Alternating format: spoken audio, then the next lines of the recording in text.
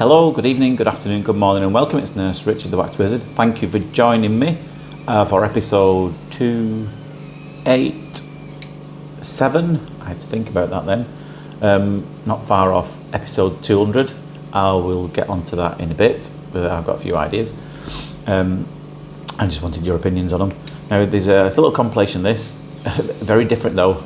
These 3 years, all from different patients. Very different.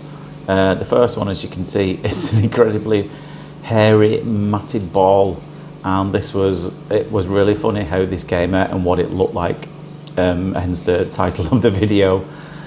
Second one was a deep, soggy hearing aid removal, and the third one was a very quick, slimy, slurpy one, which I think you're going to enjoy them all for different reasons. But it was the first one here that gave me the most trouble, because it was a lady. This not very common to end up with this many hairs in a ball of earwax. It's probably the most I've seen for a long time anyway. It was full of them. Now she couldn't blame. Now when you see it in a chap normally, it's often to do with shaving or trimming the hairs on the outside of the ear. I don't think this lady did either of those two things. So it could just be, I think she did have very regular haircuts. And I know some do, some of the older generation. My grandma used to get hers done every week, whether she needed it or not. And she always used to say, "Oh, have you noticed I've had my hair done?" It looks exactly the same as it did before, as it always did. But yeah, I think it's just as much a social thing for a lot of the older folk, going out, getting your hair done, But yeah, I think it's probably from repeated haircuts and just going flying in the ear. So I've advised her if you're going to do that, it's fine. Just maybe pop something in the ear to prevent them all flying in as it's being cut. Now the key to this one was I've already put some oil in, as you can probably see. It's why we're getting a little bit of blurring here and there.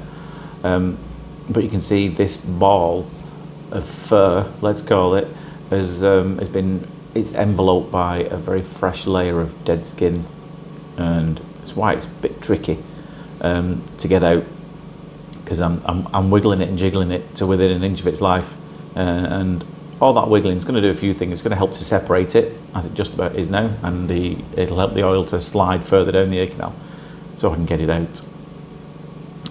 Not the widest entrance to get it through this, but just have a look what it looks like when it comes out. Again, just a bit stuck at the entrance there. So all these wiggling side to side, up and down, it's all it's not for fun. It does really help.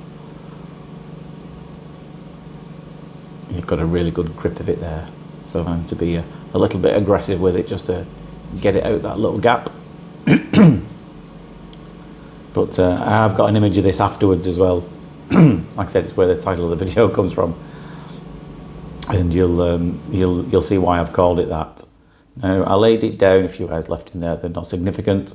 I laid it down on the tissue next to the ruler, and I put it one way up and thought, oh, that looks a bit of an odd shape. But then I turned it the other way around, and look at that.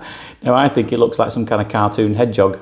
Do you remember Sonic the Hedgehog? Maybe it looks like Sonic the Hedgehog with a tail. He's got his little fringe and his spikes coming out the top, and a little nose at the front.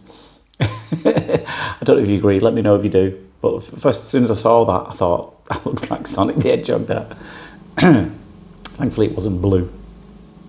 I have found blue things in someone's ears before. That was the end of that was an eraser, or a rubber, as we call it over here. I know I've been down that road before in another video. I'm not going to make the same mistake. This second one, now this lady wears hearing aids. Now it's why it's impacted a bit deeper down the ear. But what she'd also done, she'd oiled it really well. Possibly a little bit too well, to be honest. It doesn't often need it. It can help sometimes. We'll just get the first layer of skin out there, and then hopefully we can start to make a start on the bulk of it.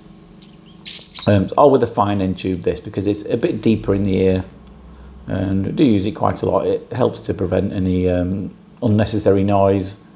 It's a bit quieter. Sure, it might take a little longer, but you can see what you're doing a bit better, I find, which is why I use it quite a lot. Because the in a small ear, the full-size tube, excuse me, it tends to obstruct the view a little bit sometimes if you're in a small space. So I do find it much easier sometimes just to get the small one out. And it often makes it more comfortable for the patient, and that's what it's all about. I was going to tell you about episode 200, wasn't I? Yeah, so my ideas so far. I know in episode 100, I did a little musical interlude. I did a cover of a Pink Floyd song. I know a lot of you enjoyed that. I'll put a link to that at the end of this video as well. So if anybody hasn't seen that, you can see that. Because if you don't know, I was a musician and a music teacher in a former life. So I have been I have been asked a lot if I can do another one for episode 200. So I am toying with that idea, and I have got a few ideas already. I'm aware I have quite a lot of people who watch me in the southern states. So I have got half an idea of like a country song about earwax, which I may do. I've already got the chorus in my head, and it's like an earworm. I can't get it out of my head now, so I think you might like that. So I may do that. I may do a Q&A with a family or Mrs. Wax Wizard.